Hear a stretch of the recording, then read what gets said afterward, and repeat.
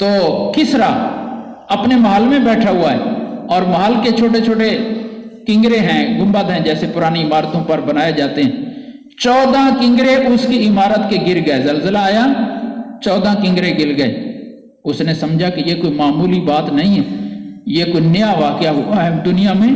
اور اس کا یہ کوئی پیش خیمہ ہے۔ ابھی یہ تھوڑی دیر پریشان بیٹھا ہے کہ کسی نے آ کر بتایا کہ ہمارے جو مذہبی، کیونکہ ان کا مذہب مجوسیت تھی اور مجوسی آگ کی پوجا کرتے تھے، اور انہوں نے ایک بہت بڑی آگ ایک جگہ پر جلائی ہوئی تھی، 1000 سال سے مسلسل وہ آگ جل رہی تھی، بجھی نہیں تھی، ایک لمحے کے لیے بھی نہیں بجھی تھی۔ تو کسی نے آ کر بتایا کہ وہ آگ یکدم بجھ گئی، تو اس کی پریشانی میں اور اضافہ ہو گیا کہ یہ کوئی غیر معمولی واقعہ ہوا ہے۔ پھر تیسرا آدمی تھوڑی دیر کے بعد آیا اور اس نے آ کر بتایا کہ ایک دریا ہے، کوئی دریائے ساوا، وہ خشک ہو گیا ہے، اور پریشانی ہوئی۔ بازان نامی اس کا کوئی وزیر تھا، اس وزیر نے کہا جی میں نے رات بڑا عجیب خواب دیکھا کہ عرب سے اونٹ نکلے، عرب کی طرف سے، اور ہمارے یہ علاقے اس نے پار کیے اور گھوڑوں کو آگے لگائے جا رہے ہیں، دوڑائے جا رہے ہیں، اور پورے ہمارے علاقوں میں وہ عربی اونٹ پھیل گئے۔ تو اب یہ 4-5 چیزیں اس کے سامنے یکدم کٹھی ہو گئیں، کسرا کے سامنے، اور اس کا رنگ پریشانی سے اڑ گیا۔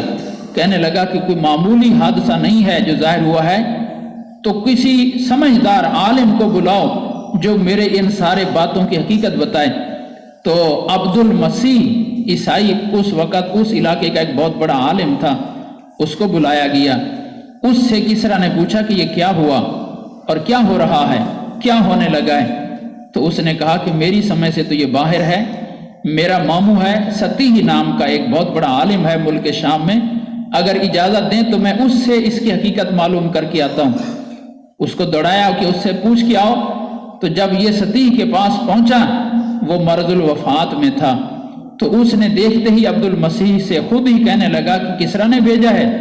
14 کنگرے گر گئے ہیں، عربی اونٹ تمہارے علاقوں میں پھیل گئے ہیں، آتش کدہ بجھ گیا ہے۔ اب یہ حیران کہ ساری باتیں اس کو پہلے پہنچی ہوئی ہیں۔ اس نے کہا کہ ایک عرب میں ایک شخصیت پیدا ہوئی ہے، ایک لڑکا پیدا ہوا ہے اور وہ پورے تمہارے علاقوں کو فتح کرے گا، اس کا دین یہاں غالب آئے گا، اور 14 کنگرے گرنے کا مطلب یہ ہے کہ تمہاری 14 سلطنیں یکے بعد دیگرے تمہارے مذہب کی چلیں گی، اور 14 سلطنیں جب ختم ہو جائیں گی تو دنیا میں کسرا نام کی حکومت کوئی نہیں ہوگی، پھر یہ حکومت تم سے چھین لی جائے گی۔ یہ اس نے صورتحال بتائی اور وہ فوت ہو گیا۔ تو جب کہ عبد المسیح نے آ کر کسرا کو بتایا کہ یہ وہ اس نے تعبیر بتائی ہے، تو پریشان تو ہوا، لیکن کہا کہ خوشخبری کی بات یہ ہے کہ اس کا مطلب یہ کہ 14 ابھی ہماری حکومتیں چلنی ہیں۔ تو حکومتیں بڑی لمبی لمبی چلتی تھیں، ان کی کوئی جمہوریت تو تھی نہیں، بادشاہت ہی تھی، تو بادشاہ جتنی عمر میں رہتا تھا وہ بادشاہ ہوتا تھا۔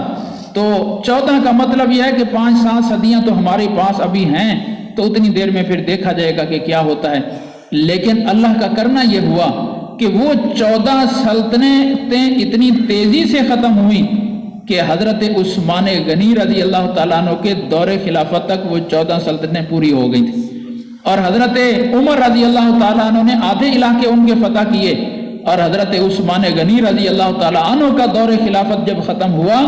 تو دنیا میں کسرا نام کی کوئی حکومت موجود نہیں تھی۔ یہ پہلے ہی اللہ نے دکھا دیا یہ کیا ہو رہا ہے، یہ اللہ تعالیٰ کی غیبی حفاظت اور غیبی مدد کے اشارے ہو رہے ہیں کہ جو ہستی آ رہی ہے اس کے ساتھ اللہ کی غیبی مدد یوں ہوگی۔